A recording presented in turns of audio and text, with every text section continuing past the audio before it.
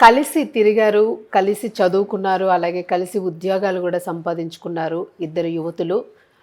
అమితమైన స్నేహితులు. మరి వీళ్ళిద్దరూ గూడాను ఒకేసారి కలిసి మృత్యువుని చేరుకున్నారు. ఎందుకు? ఎక్కడ జరిగింది? ఈ వివరాలన్నీ కూడా ఒకసారి చూస్తే నిజంగానే హృదయ విదారకంగా ఉంది. అలాగే కుటుంబ సభ్యులు కూడాను తీవ్రంగా రోదిస్తున్న పరిస్థితి. వాళ్ళు ఉన్నత శిఖరాలకి చేరుకొని వాళ్ళ భవిష్యత్తుని బంగారు బాటలో పెట్టాలనుకున్న వారి జీవితాలు నిర్దాక్షిణ్యంగా ఒకేసారి ముగిసిపోవడం అనేది చాలా బాధాకరం. మరి ఈ సంఘటన ఎక్కడ జరిగింది? అసలు వీరిద్దరూ ఏ కంట్రీలోని ఇతర దేశంలో అని చెప్తూ ఉన్నారు. ఏ దేశంలో చదువుతూ ఉన్నారు? అసలు ఏం జరిగిందనేది ఒకసారి వివరాలు చూసుకుందాము. ఉన్నత చదువుల కోసం అమెరికా వెళ్లిన ఇద్దరు తెలంగాణ యువతులు అక్కడ రోడ్డు ప్రమాదంలో దుర్మరణం పాలయ్యారు.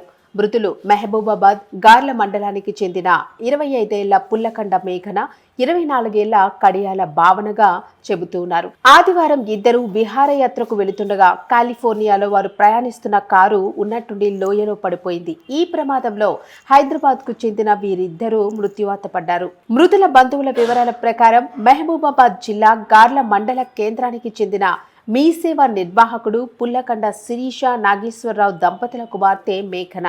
ఇదే మండలానికి మల్కనూరుకు చెందిన ఉప సర్పంచ్ కడియాల రేణుక కోటేశ్వరరావు దంపతుల చిన్న కుమార్తె భావన. ఇద్దరు చిన్ననాటి నుంచి స్నేహితులు. కలిసి 10వ తరగతి వరకు మహబూబాబాద్లోనే చదువుకున్నారు. ఆ తరువాత హైదరాబాద్లో బాచుపల్లి నారాయణ కాలేజ్లో ఇంటర్ను పూర్తి చేశారు. ఆపై ఇద్దరు హైదరాబాద్లో వేర్వేరు కళాశాలల్లో ఇంజనీరింగ్ను కూడా పూర్తి చేసుకున్నారు. 2.5 ఏళ్ల క్రితం అమెరికాకు కూడా ఇద్దరు కలిసే వెళ్లారు. అక్కడ ఓహియో స్టేట్లోని డేటన్ యూనివర్సిటీలో ఎంఎస్ను ఇద్దరు పూర్తి చేసుకున్నారు. అమెరికాలో ఒకే చోట ఉంటూ ఉద్యోగాలను అన్వేషించారు.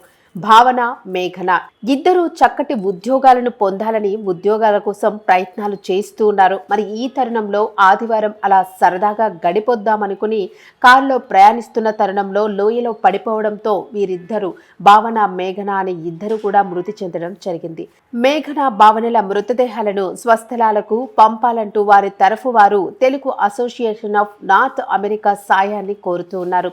మృతదేహాలను అమెరికా నుంచి స్వదేశానికి తరలించేందుకు ఏర్పాట్లను కూడా చేస్తున్నట్లు తెలిపారు. ఇక ఈ విషయాన్ని సీఎం దృష్టికి తీసుకెళ్తున్నట్లు ఎంపీ బలరాం నాయక్ కూడా తెలియజేశారు. మొత్తానికి బంగారు భవిష్యత్తు ఉంటుందనుకున్న ఈ యువతుల ఇద్దరు మరణాలు వారి కుటుంబాల్ని కలచివేశాయి.